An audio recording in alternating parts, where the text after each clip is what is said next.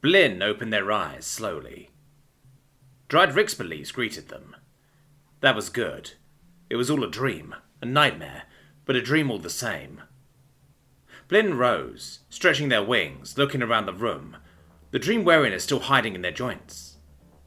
The room was the same as it always was. Blinn decided to head up to the command station, just to reassure themselves before eating breakfast. The command station was in its normal state, except there was a ship docked, and the time readout had to be wrong. Blinn's heart began to race. Had it actually happened? Had they seen what they'd actually thought they'd seen? A giant mammalian predator with teeth perfect for tearing apart a being like herself? The stuff of the nightmares of naughty children of every house? The communication station pinged, and Blinn glanced over. "Good to see you awakened," the text read, and the runes for genuine concern and social happiness flashed with it. What? What happened? Blinn wanted to reconstruct all of what had occurred. "You collapsed upon seeing Captain Rix. He, translation note, dioecious/gonochoristic physiognomy, took you to your resting quarters after a basic scan, revealed yourself to be under a stress-induced blackout." "What is this, Captain Rix?" Blinn asked. "Species designation, Terran." "You said that, but what is he?" Blinn pressed. "I believe this will go faster if you tell me what you are wanting to know," came the mechanical voice. "Firstly, where is he?" Blinn's eyes darted to the door to the command deck. "He is aboard the Esperanto. He does not mean to harm you," Munto said. "But he fixes loaders by hitting them extremely hard," Blinn recalled. "Percussive maintenance is a known skill of Terrans," Munto said, flashing a rune for making a statement that appears to be a joke, but is established.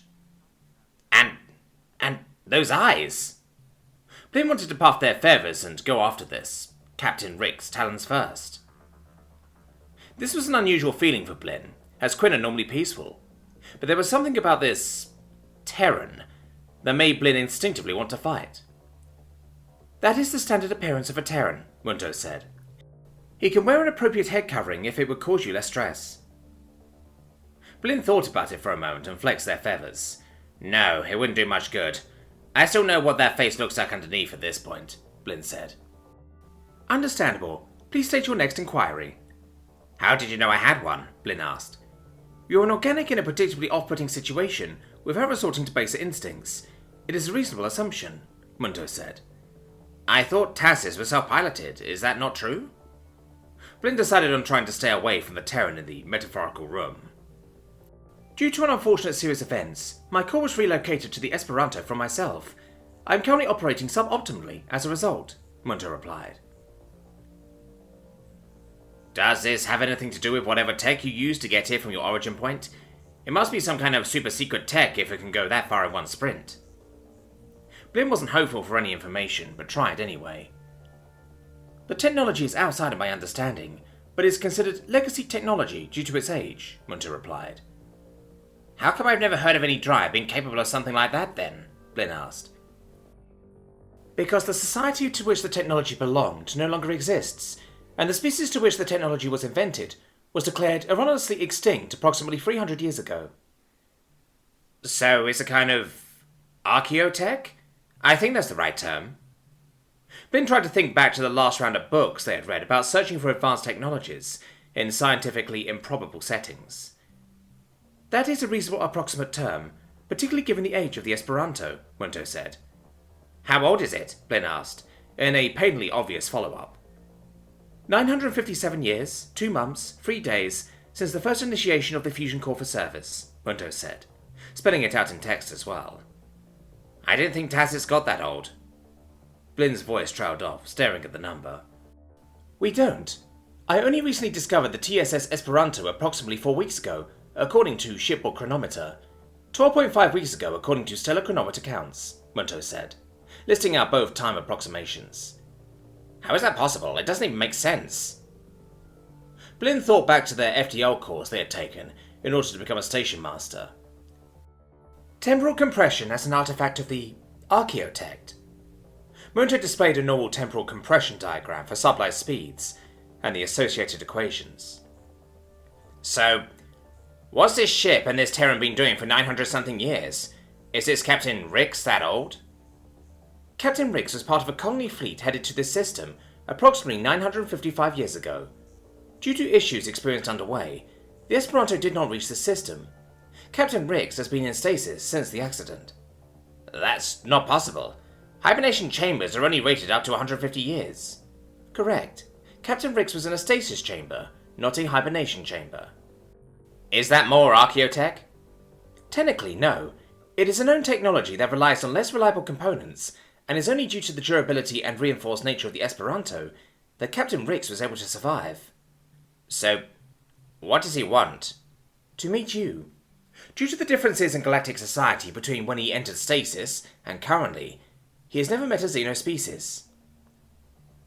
Blinn shook their feathers twice and then laughed, their beak hanging open slightly to coo slightly in amusement. An unknown nightmare of a xenospecies from across time and space wants to meet me? Blinn managed, after an almost full minute of laughing. That is correct. For what it's worth, you're taking it better than I did. Munto flashed the room for a truthful statement. Okay, but I'm trusting you, Tacit Munto.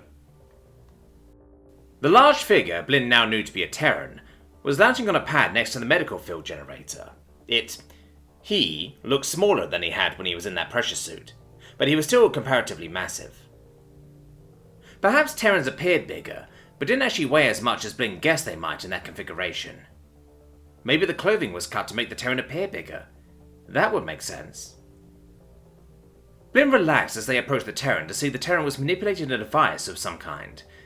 It was a simple interface, but it appeared to be providing some kind of feedback to the Terran. The Terran looked over at Blinn and fixed them with that same intense look.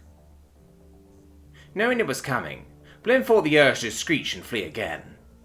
It still took all of their hold to not spread wide and appear to be as big as possible. The Terran Rix pointed at a device on the floor near the device, and Blinn looked away from the Terran momentarily to see that it was a heads-up display. It appeared to have been modified slightly, the computation pack having an additional module connected to it. Blinn looked at Rix and noted the Terran was holding the device they had previously been manipulating in both hands. This Rix was still seated on the pad. Rix looked down at the device and appeared to touch something.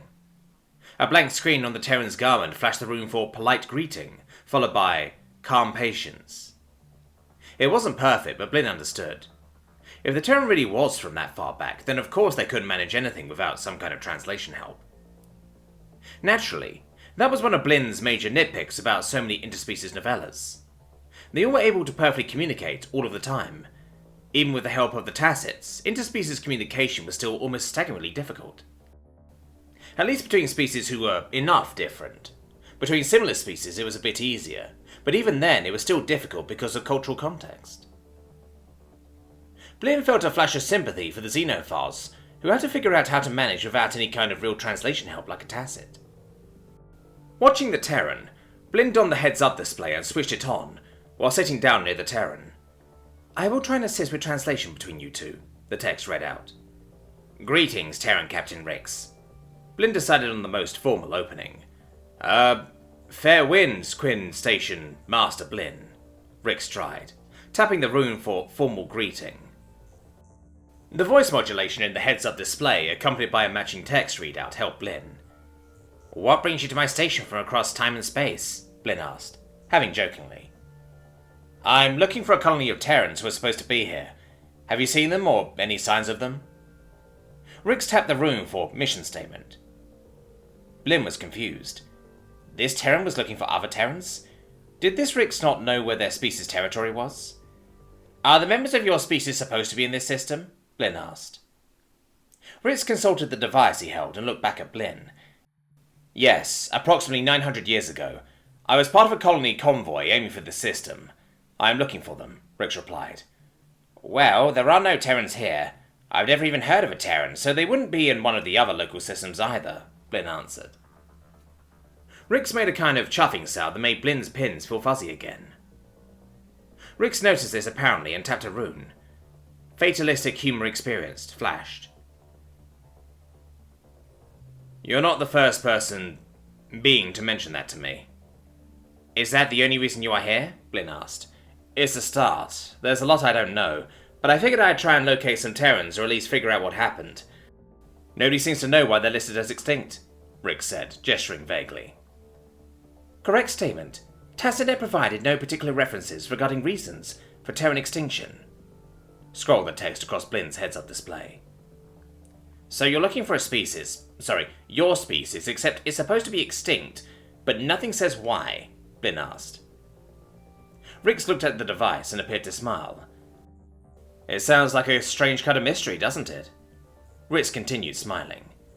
More like impossible, Blinn said flatly. Rix looked at the tablet again before continuing. Nevertheless, it's all I have. Well, that and the Esperanto, but that won't do me much good unless I can figure out what else to do, Rix said, tapping a rune for resignation of attitude. I do not believe that I can assist you, but I will try. What manner of assistance do you require? Blinn prompted, falling back on their profession roots. I could use, what's it called again? Galactic Net Connection? Rick started speaking to Blinn, but appeared to trail off in talking to the listening Tacit. Blinn had momentarily forgotten that Tacit was facilitating this conversation. You mean a Galnet link? You don't have one of those? Blinn looked at the Terran rather incredulously. Rix looked back at the device and looked back at Blinn. That's right. Post-dates me by a few hundred years, don't you think? Rix flashed, hilarious rhetorical. Standard Quinn auto-fabricators should process access to cargo vessel-grade Galnet linkages. Scroll the text to Blinn from Munto. Yes, but it'd probably be easier to just get one from further in system, Blinn muttered. Due to the aforementioned quarantine needs and lacking adequate medical data on impacts to both Terran and other species as a result of interactions, particularly biochemical and microorganisms, it would be advisable to limit Rix's exposure to others at this time. The long-worded text spelled out, filling the whole of the HUD, nearly making Blinn's eyes cross. Okay, fair. We'll see what we can do. I don't hardly use my autofab except for mandatory equipment, Blinn said, rising to their feet, stretching their wings. Pending inquiry from Rix. Are you a Quinn type? Terran equivalent male, or a Quinn beer? Terran equivalent female. So, are you a female or male of your species? Rix asked, also rising and immediately towering over Blinn. Blinn was uncertain as to how to process this. The split-second text from Munto had given them enough time to begin to process the query mentally, before the Terran asked it.